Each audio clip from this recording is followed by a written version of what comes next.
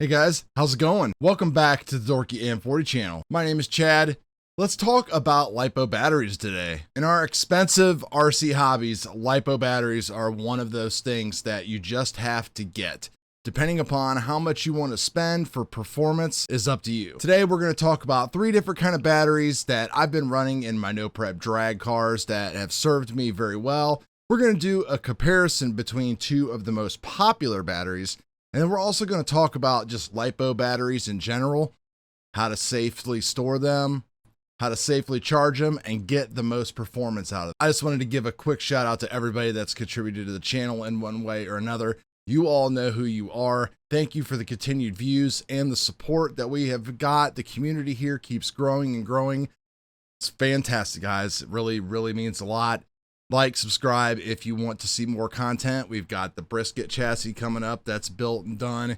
We've got more castle stuff. We've got all kinds of drag stuff. We're going to get as much as we can in here for the end of the year. If you are interested in supporting the channel, there is a paypal.me link below where you can buy me a beer or whatever. There's also some Amazon affiliate links down there for common items that I use and a few things that we're going to be talking about in this video. So let's get started. So we've got laid out here on the bench some of your common Lipo batteries. Most of you guys are pretty much familiar with these things right here, your big stick packs. Whether they come in like a 2-cell configuration like this, 3-cell, 4-cell, or whatever. If you're wanting to know what we're talking about cells, we're talking about how many batteries are actually in there. For example, on my FPV quad here, this is a 6S 6-cell battery. So when it's fully charged, it's almost 26 volts.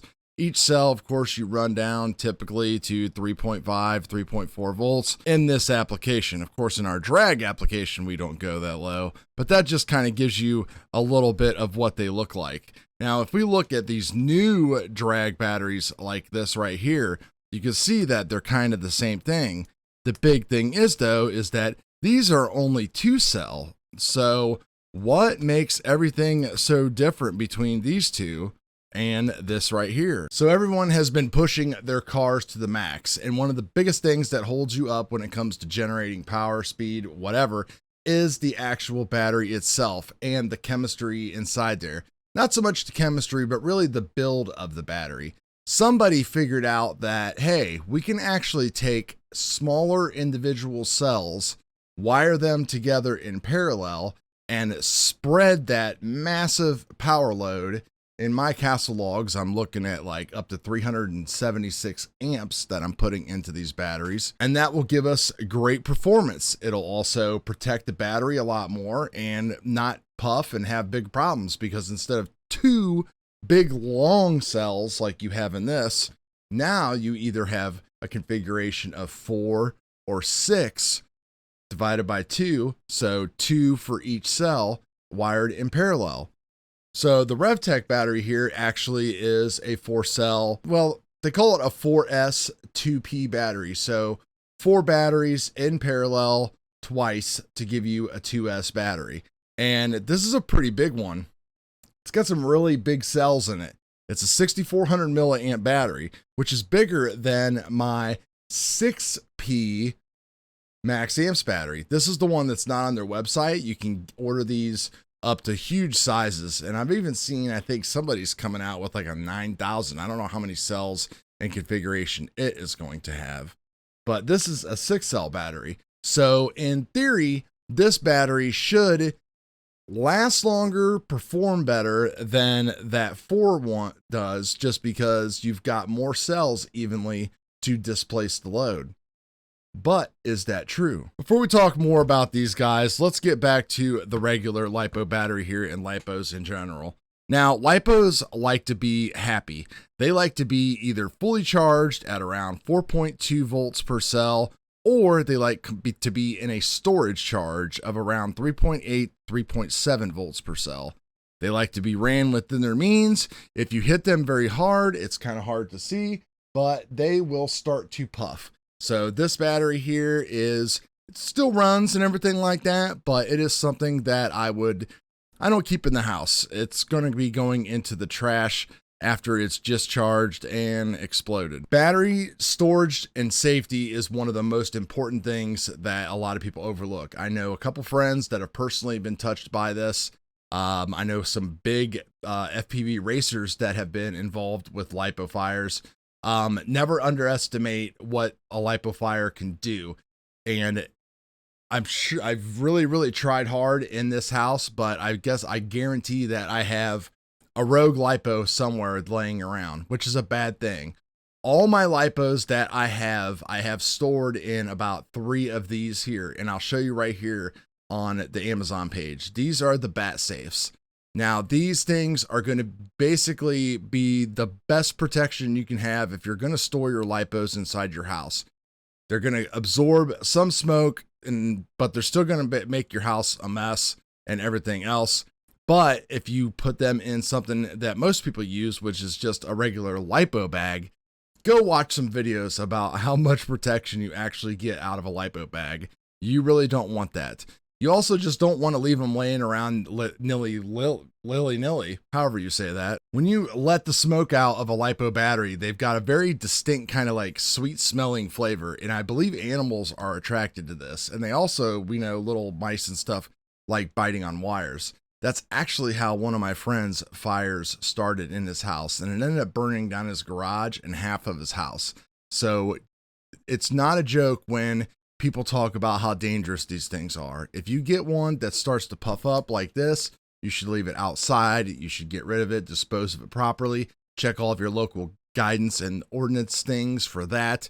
And the rest of the time, you want to keep these things either fully charged, or if you're not using them, you're going to want to keep them discharged. Now, I use just a regular ISDT discharger right here. This discharges every battery that I have down to 3.8 volts. And all you do is just, of course, plug it right in there to the end, and it'll go ahead and you hit a button, it'll auto detect and then just do its job. Now, some people like bigger ones, and it's kind of hard to find this little one these days. So I've actually put a link to this one here on Amazon that will actually discharge your batteries up to 15 amps, which will bring them down pretty fast.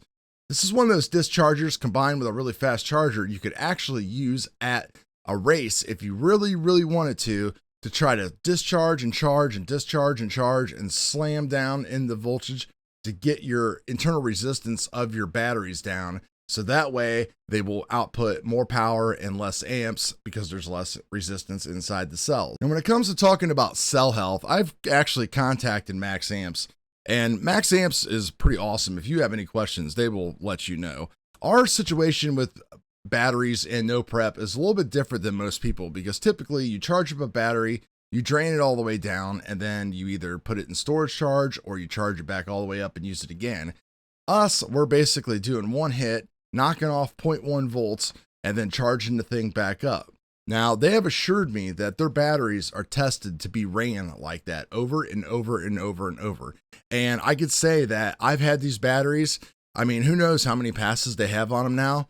50, 75, somewhere around there. And they feel and look just like brand new.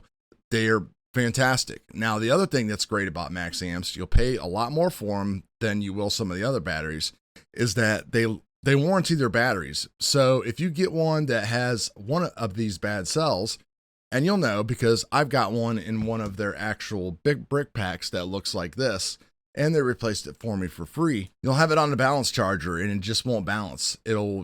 Mine stopped, I think one at 3.9 and the other one at 4.2. So one of those actually died. Now I've seen examples of something like that happen with these too. The thing is you're never really going to know which one of those cells it is. You just know that it's wired up to one of these parallel circuits. So that is the downside of these batteries, is that, you know, when one goes bad, there's really not a whole lot you can do with it because you don't know which one is actually bad if you're brave enough to take them apart and solder them together. So the question everybody's really wanting to know, which one of these two performs better, the 6300 or the 6400 RevTech? Now, honestly, I have been in two different camps. Does a 6-cell 2S configuration work better than a 4-cell 2S configuration? Or do 4 bigger cells outdo 6 smaller cells? And the truth of the matter is I have actually seen no difference at all between the power and output of each of these. They both have been fantastic performers. I've actually ran the RevTech a lot more lately, just because you can see I have switched out to the QS8 battery connectors. I'm not really sure how much they're helping me either. I haven't seen many gains, but my car is running really fast now.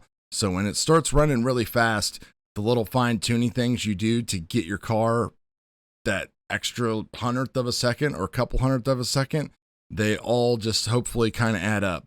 And we'll be going through that in an upcoming video about like fine tuning your car to get it even faster, things with the remote, all that kind of stuff. So which one should you buy? Well, I mean, I guess at this point in the season, I would say whichever one you can get your handle on.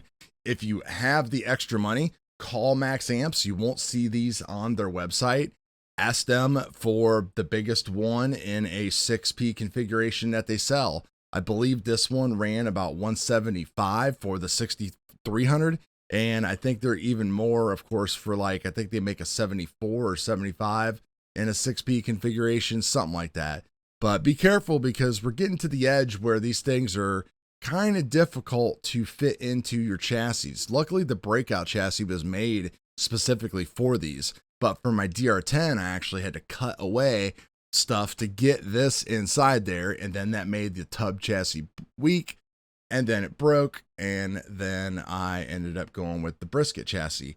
And if not, you would be using something like this, which if you're still using like regular stick packs in like your DR10 or something, I would go ahead and go with these China Hobby lines for like 40-45 bucks. I think the prices of the Maxamps really don't compare. Now, like I said, I did have one go bad and they replaced it for me for free. But for 100 bucks for these, you can get 2 of these batteries right here. And I think if you took it a lot easier on them and cycled properly, every time you get home from a race, put them into storage charge with the ISDT things like I do. Don't overcharge them. Be really careful with them. Keep them nice and protected. You will be all good. Now, between the RevTech and the Maxamps battery, again, if you got the money, I would say go with the Maxamps. Comes in the nice metal box that makes a really nice pit stand, but I am definitely not disappointed in the RevTech for a little bit cheaper. It's been just as solid, and it pretty much has lived in my car until the past couple weekends where I've really wanted to test between these two just to make sure I wasn't leaving anything extra on the table. And from all of my hits and graphs and everything that I've been looking at, I have not seen anything. All of them average out with an average voltage drop of about, my average voltage drop between both batteries for the entire hits is an 8.0 volts. Of course, we're swinging down, so I try not to count those peaks and valleys because you get wrapped up in that stuff and it's just kind of rabbit holes. But average voltages 8.0, 7.9 on both of these batteries during a hit, so you really can't beat that.